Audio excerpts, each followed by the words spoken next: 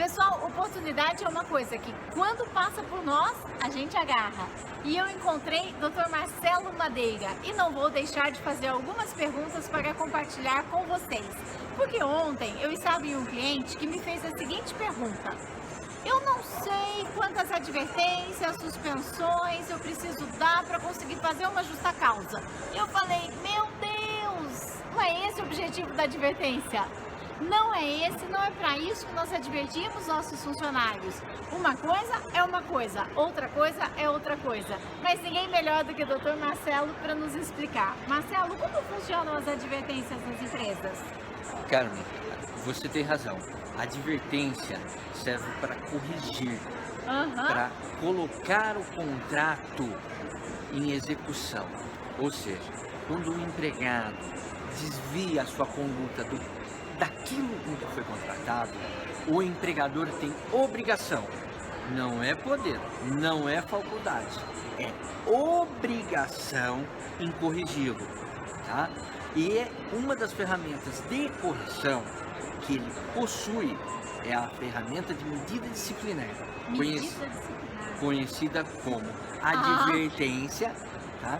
Pode ser advertência verbal, advertência escrita ou suspensão, tá? Essa é uma confusão bastante grande que os empresários e líderes gestores fazem. Até o RH. Até o RH, muita gente do RH. Eles usam as medidas disciplinares, as advertências, as suspensões, para que eles possam punir os empregados que cometeram algum desvio do contrato. E o que não deve ser feito.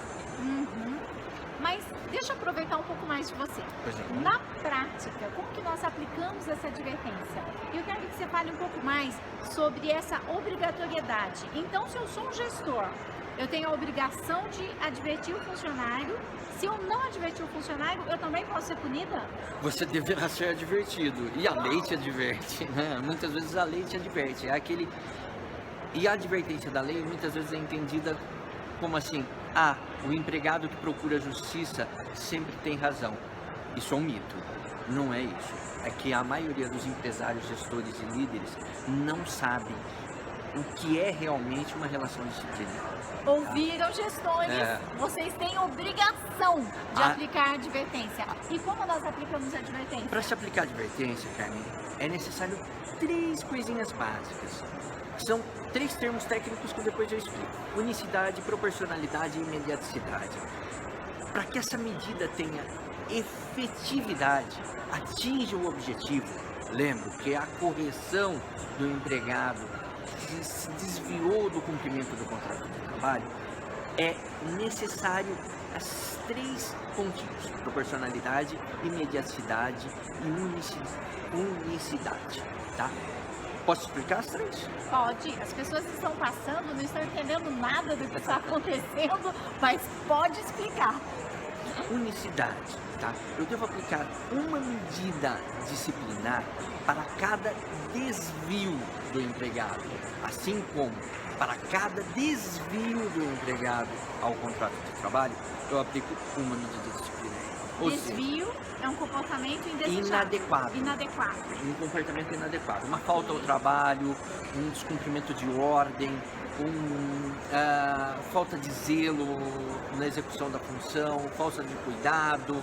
Isso é um desvio daquilo com que ele foi contratado. Ele não foi contratado para faltar, ele não foi contratado para não cumprir ordem, ele não foi contratado para ser desleixado, ele foi contratado para executar o trabalho na forma em que o empregador dirige.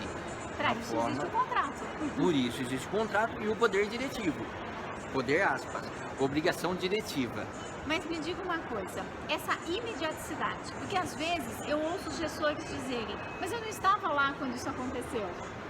Isso é um problema bem grave. Por quê? Para que você tenha efetividade, para que você consiga realmente atingir o objetivo de uma medida disciplinar, você deve aplicar a medida disciplinar imediatamente após o desvio. Imediatamente quando? Imediatamente você ter conhecimento, imediatamente o empregado haver cometido um ato faltoso ao contrato de trabalho, tá? Isso é um problema muito sério nas empresas, cara. Recentemente nós tivemos um fato de grande notoriedade mundial, que foi aquele acidente com aquele avião que o copiloto estava sofrendo depressão e acabou derrubando o avião em uma montanha. Eu, com toda humildade, eu considero que ali também houve culpa dos gestores. Por quê? Porque aquele gestores é com vocês de novo. Aquele empregado tá, já havia vindo descumprindo o contrato de trabalho dele por determinado tempo, faltando, trazendo atestado, tendo comportamentos inadequados. E o que o RH fez nesse sentido? Será que ele teve a oportunidade ou será que ele teve a preocupação de saber o que era? Como acontecia isso? E Carmen, pasmem, isso a gente está falando de um fato que foi muito noticiado. Mas quantas empresas de ônibus ou transporte de cargas que carregam um caminhão, ou pessoas que, sabe, que estão aí com vidas nas mãos, fazendo parte do trabalho do dia a dia, né? E não tem envolvimento do gestor. Tem envolvido. Imagina o seguinte, quantos motoristas, por exemplo, faltam porque estão num momento difícil, se embriagam no dia anterior, tá? E aí retornam para trabalhar, o gestor está lá falando assim, nossa, o João faltou de novo, não quero nem olhar para a cara dele, deixa ele trabalhar, se ele não me trouxer o atestado no final, até o fechamento do cartão, ele vai tomar falta e vai perder o DSR. Lindo. O gestor acha que ele tem esse poder, já hoje eu não estou afim de falar com o empregado.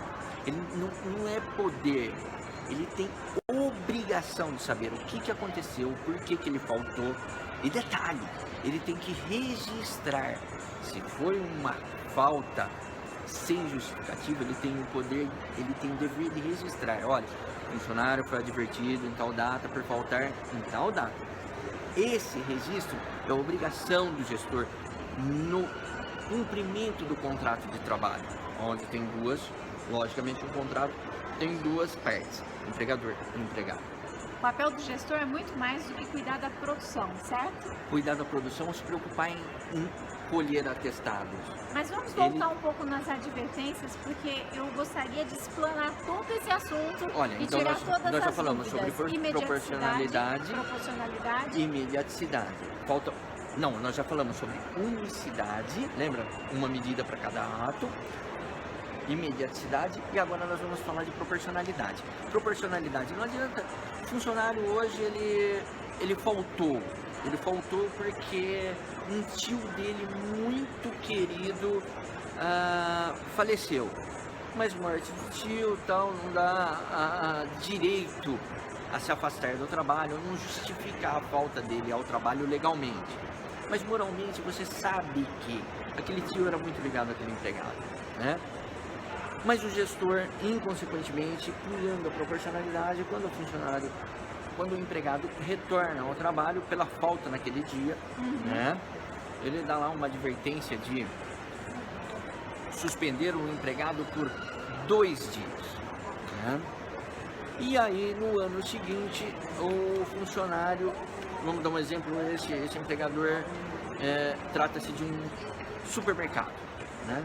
No ano seguinte, outro funcionário olha e fala assim, nossa, eu vou pra praia, hoje eu não tenho muita coisa para fazer, meus amigos estão indo pra praia e eu vou faltar na praia.